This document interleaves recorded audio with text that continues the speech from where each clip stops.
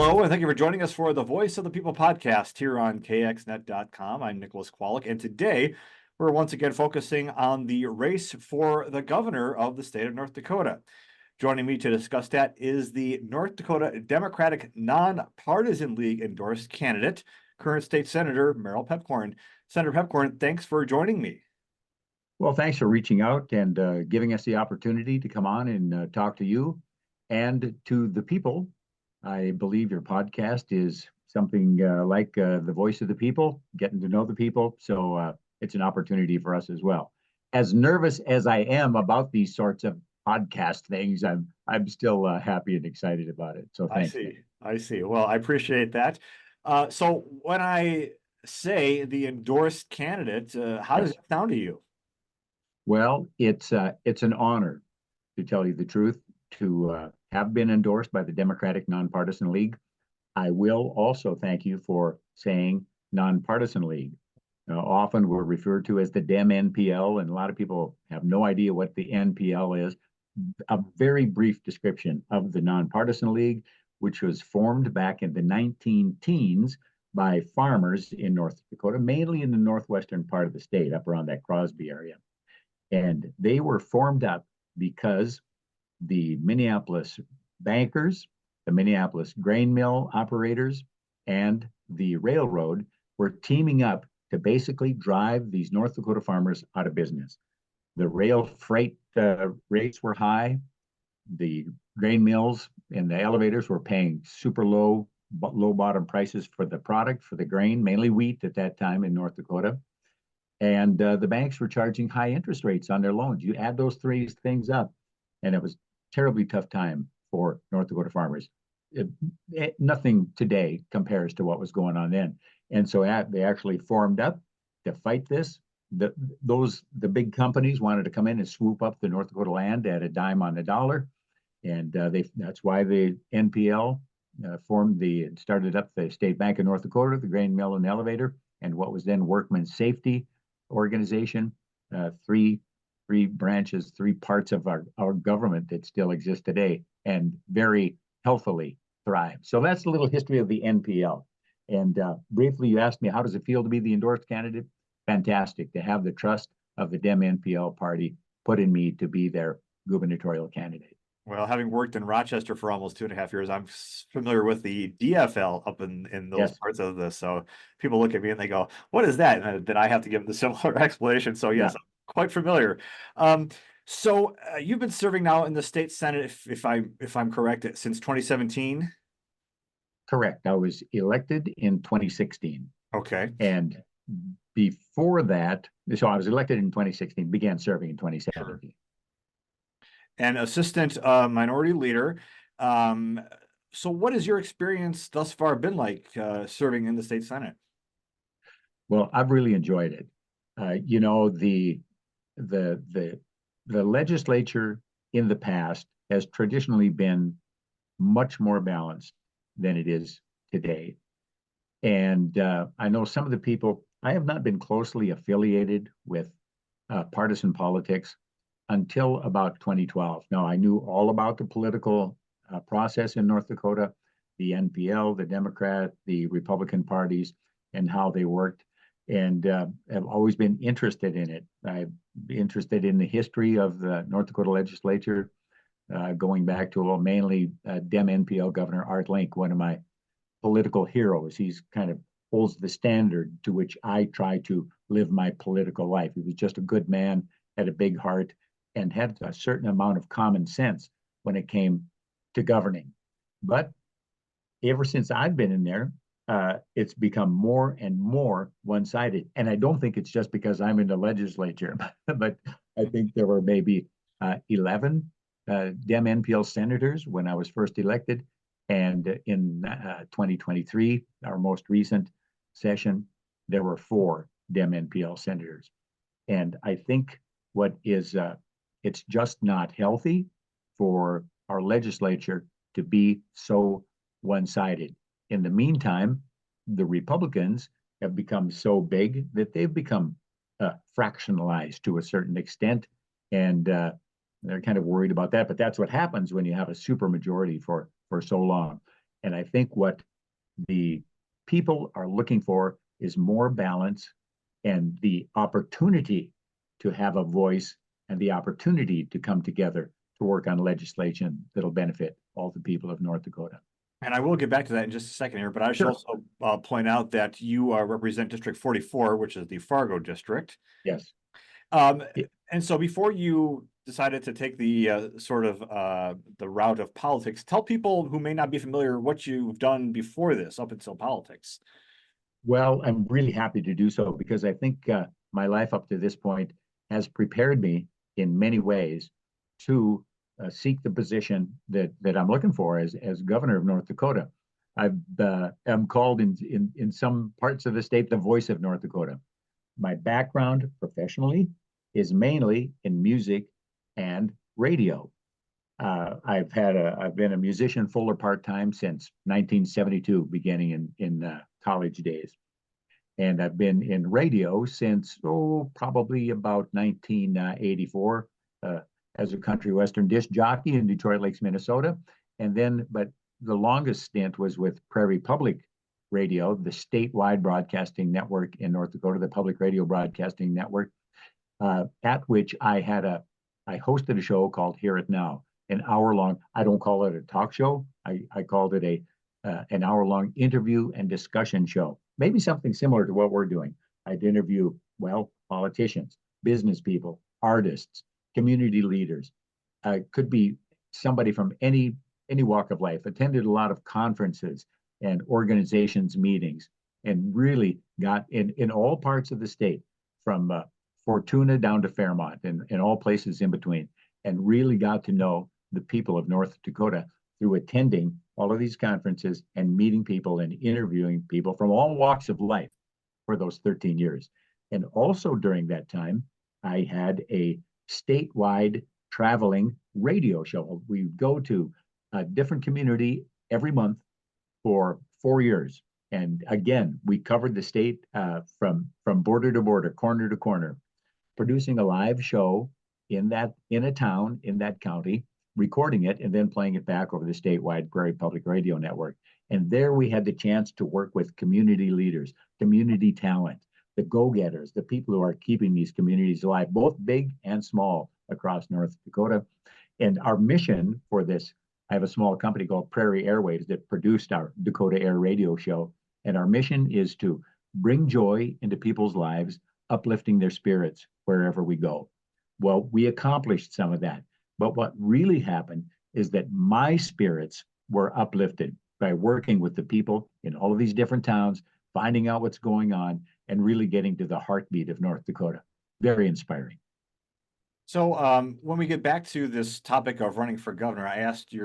I asked your opponent, who's also a current office holder, namely Congressman Kelly Armstrong, and I asked him the same question. So I'll pose it to you. Other than the fact that we're in the cycle of the office of governor being open for election and so on, why else did you decide now is the time, Senator Piepkorn, to run for governor? Well, it's a good question. I thought I had been mulling it over, for about a year. And then I talked to a businessman in Bismarck who said, well, Merrill, I think you've been thinking about this for maybe 8 or 10 years. And so maybe it has been on the back of my mind. But having just a broad knowledge of the people of North Dakota, how the people of, not how everybody thinks individually, but a general feeling of, the pride people have in our home state in North Dakota, the people who have moved in to North Dakota, just having a good grasp of life in many facets of life here in North Dakota. So we've got that. And then, well, I thought, yeah, that's pretty good. And then I basically quit my job at Prairie Public so I could run for the state Senate.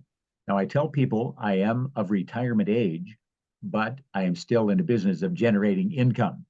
So there is that part of it. We don't have millions stashed in the bank to run a campaign or really to live on. So we're still, we still like to keep some income coming.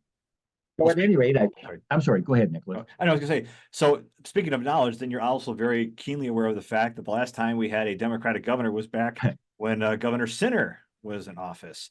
Yeah. Tell Yeah. me about why you think that might be and why you might be the candidate to break that cycle of Republican governors. Well, we had not only Democratic NPL governor there, George Sinner, our last, and you probably know this better than I do, Nicholas, but he was last elected maybe in what, 85? Correct. Mhm. Yeah. So, and since then, it's been a string of millionaire Republicans. Nothing against people who have money. Some of my best friends are very wealthy. I wish they'd contribute more to my campaign, but we'll work on them another time. I see. But I, I I don't know if they generally reflect the the knowledge of I don't want to say the best interest of the average everyday person, but I think there may be a little bit of disconnect there between lifestyles. I live I live among the people. I live among ordinary people, my neighbors up and down the street, the people in my town, the people across North Dakota. And I believe I have a good connection with the people of North Dakota, and we'll learn much more about that, their needs, their wants, what's going on in their community, and what role does state government have in that, in the everyday workings of your community, and not just necessarily, well, what can we do for you, what can we give you, but how can we work with you to make life better in your town, in your township, in your county, and work together with that, with private partners and public partners as well. So I've been thinking about it a long time, and then people encouraged me to. They said, "Well, Merrill, we know who you are. Why don't you run for governor?" And a couple of those suggestions were kind of lighthearted and maybe a little poke in the ribs, but it kind of kept coming at me, and I had some support and more interest, and decided that now is the time. Mhm. The convention just a couple of weeks Yeah. ago, Mhm. obviously there were different outcomes on both sides and both parties. How do you think the convention went for your party? And what did you, speaking of getting kind of in conversation and discussion with some of your fellow North Dakotans, how do you think it went for you and what did you learn? I'm going to step back to your last question for just a moment, because the Democrat, the Dem NPL party was well represented in the governor's office, in the legislature, and of course, there was Earl Pomeroy in the House, Kent Conrad and Byron Dorgan in the Senate for many, many years. And it's like this kind of all of a sudden, due to different circumstances for each of them individually, they were gone, and a lot of the leadership for the Dem NPL party disappeared. Now, Heidi Heitkamp stepped up and she was elected to 6 years in the Senate. Give her a lot of credit for running a great campaign and getting elected to that. She was defeated the next time around. But uh, all of a sudden, we didn't have that strong leadership from the top down. So I think that's what partly led to kind of the demise, the gradual and the fading away of the Dem NPL party. So, so now I'll get to your current question again. How did the convention go? Mhm. It was fabulous, and even as we were talking a little bit about some of that enthusiasm and energy of the Dem NPL party fading away, it surfaced again. It resurfaced in this last convention held in early April. I can't even remember. It wasn't that long ago. In early April in Fargo, people from all across the state, they're fired up that they see an opportunity here because people want to be represented. They want a change, and what that change is maybe hard to describe in just a few words. But they want a feeling of connectiveness to government, and that's what I was feeling. And they're fired up, and they want to get out there and work and describe to people and explain to people who our candidates are. And so I'm pretty excited to be that candidate for governor. I have a great lieutenant governor candidate too, Patrick Hart, who I hope you'll have an opportunity to interview along the way as well. He's a Bismarck businessman, got a lot of energy, and we're going to make a good team together. Yeah, it's hard to believe I've been here almost 5 years now, and I've gotten a chance to speak with Mr. Hart on a couple of Sure. occasions for other elections. So now you mentioned change, and of course, there are, as you undoubtedly know, there are some Americans who want some change at the highest level, namely at the president.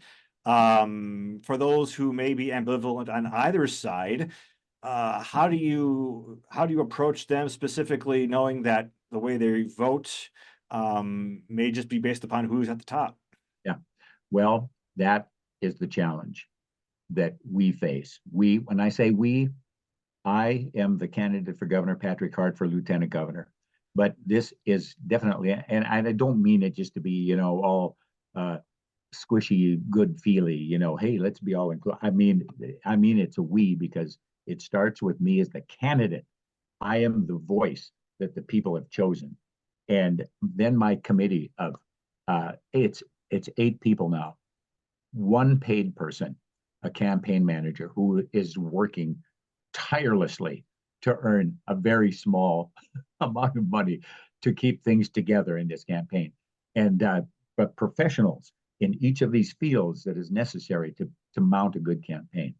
So I'm feeling that I forgot the question again. I got so excited about talking about my committee there. So how do you reach out to people who may not be Oh yeah, a fan yeah, of yeah, either?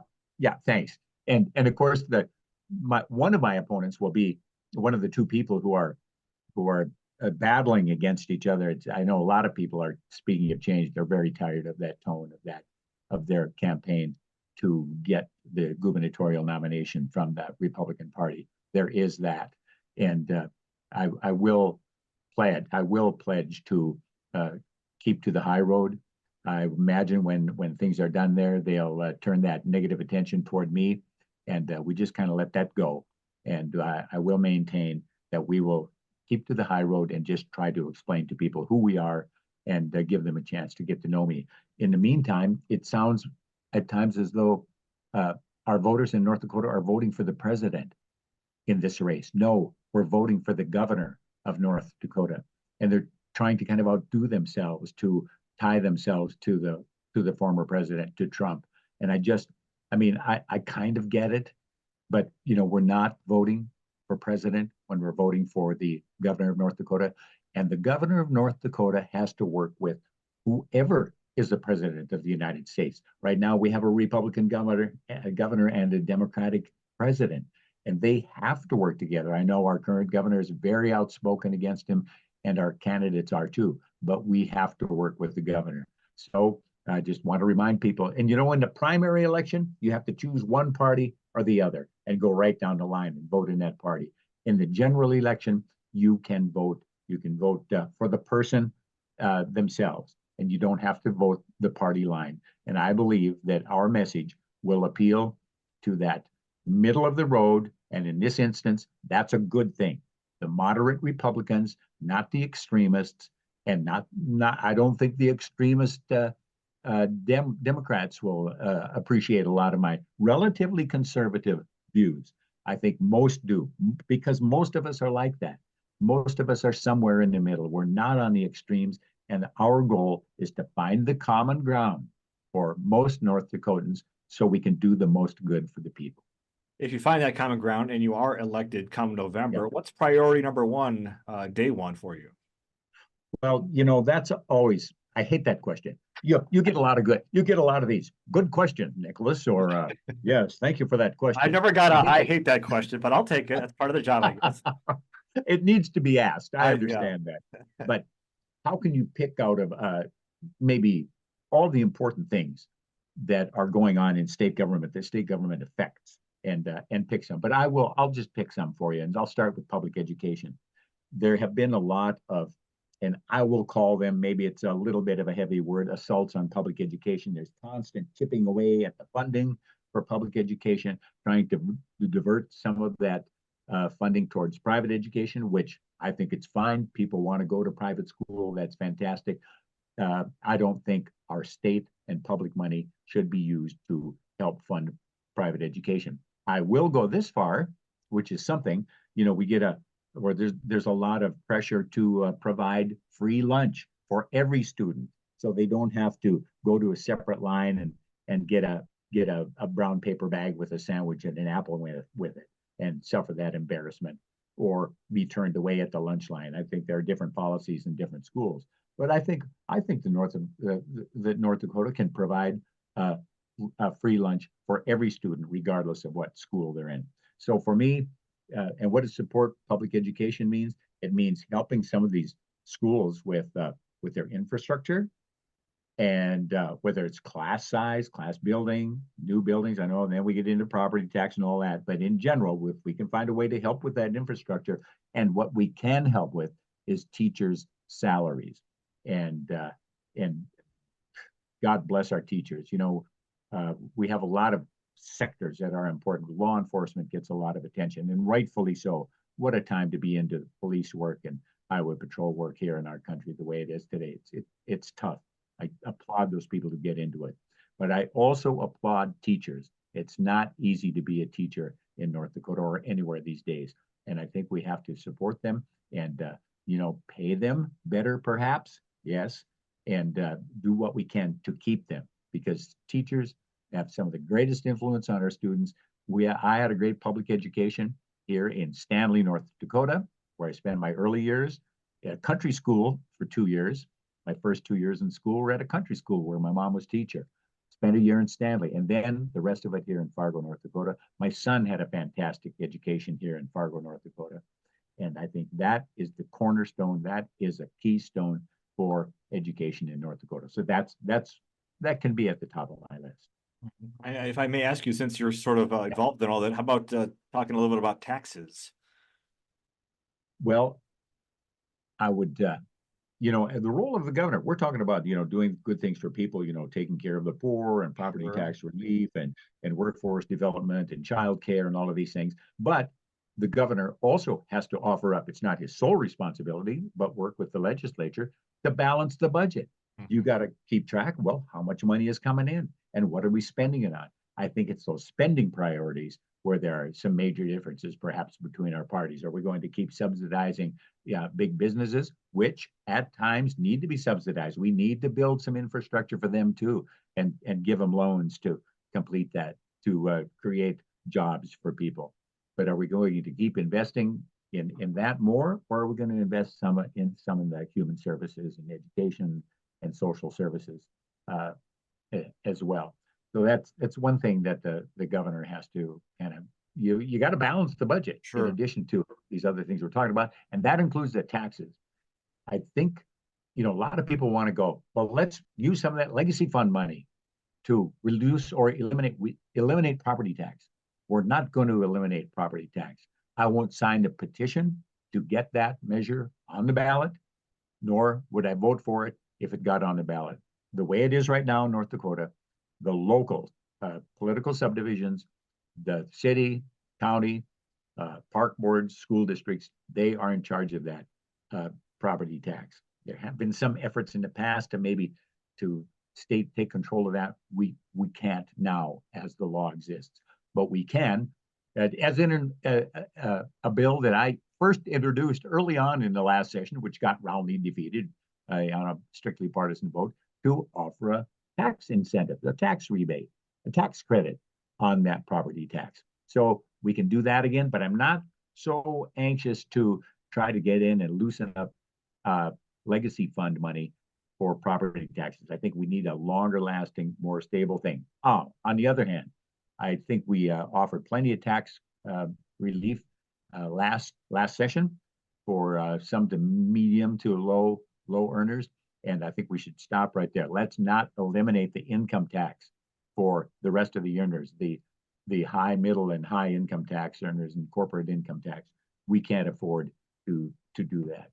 We've got a three-legged stool of taxes, and income tax is one of those important legs, and we cannot eliminate that. I think we need it, and if something like that's going to happen, it would not happen under my watch. And finally, I guess since we're kind of coming up against the time here, as far as you've been, you've worked in the legislature, Yeah. have their finger on the pulse more or less of how people live and they earn a living and so on. How has, in your opinion, how have things been going as far as trying to get people to come to North Dakota and keep them to stay here? All the news that comes out of the legislature is the hot button issue news, the hot button phrases that I do not think help portray a positive image for the social structure of North Dakota. I think most North Dakotans are loving people. They care about each other. We care about our neighbors, and don't care all that much, perhaps, about what religion they are, what the color of their skin is, what their sexual preference is, and all of those private sorts of things. And when legislation comes out that to the rest of the nation seems discriminatory or hateful, might be a little bit strong. I don't like that word, but it comes out negative to North Dakota, to North Dakota, to outsiders, to young people who might want to come up here and live and work and take some of our jobs. For God's sakes, we've got tens of thousands of jobs available right now, and we need people. And so the news that comes out of the legislature isn't that good. So I would hope that we could kind of cut down on that sort of legislation and portray to outsiders that, yes, this is a place where you young people want to come, where you want to work. They're good jobs, and you'll find that you're well received and free to live the life that you want to live. And just a couple of minutes left, Senator. Yep. I'll give you the floor and let you tell the people watching what you want them to know about you. I think our big challenge ahead in this election is to get people to feel like they know me, like my neighbors know me, like the people I go to church with know me, like the people that I've worked with in the schools when they tried to close our neighborhood school 25 years ago, I think it was now, when we banded together. And the people that know that, when there needs to be work done or people need to stand up and speak out, that, we're able to do that. But just being fair and open-minded to all people and open-minded to new ideas. I often feel as though I suffer from COD, which I call chronic opposition disorder. I mean, I don't want to be that. I don't want to have that. Every new idea that comes along, go, oh no, we can't do that. Oh, well, that's silly. We can't do that. We want to remain open to ideas, and open to whatever might be ahead. 10 years from now, there are going to be jobs and things happening that we're not even imagining now. So we have to look for that. I want to encourage entrepreneurship among these younger people, and just keep North Dakota a really good place to live and where people want to come and be. Well, speaking of opposed, if you do get elected, will you try to get away with wearing a bolo tie on the floor? Yeah, I don't know how good the bolo tie is coming through here on our podcast today, but this turtle tie I've had since 1974, Oh, and wow. Okay. it's my most coveted tie. And no, I'm not giving it away. It's going to go to a descendant of mine somewhere along I the line who see. will continue to wear it. All right. Well, Well, Art Link, or like I said, the guy who's my standard, to whom I ascribe to fancy my politics. He wore a bolo tie once in a while. So I won't wear jeans on the Senate floor, but I may wear a bolo tie. Yes. all right. Well, Senator, I think that's probably a good spot. We should leave it. So I want to thank you so Thank much you. for coming on and taking the time to let people know a little bit more about your Yeah. campaign and yourself and what you're hoping to accomplish. So again, thanks so much for your time. And thank you, as always, for watching the Yeah. Voice of the People podcast. We'll be back soon with more on the questions and answers affecting you, because remember, it's your voice that matters, the voice of the people.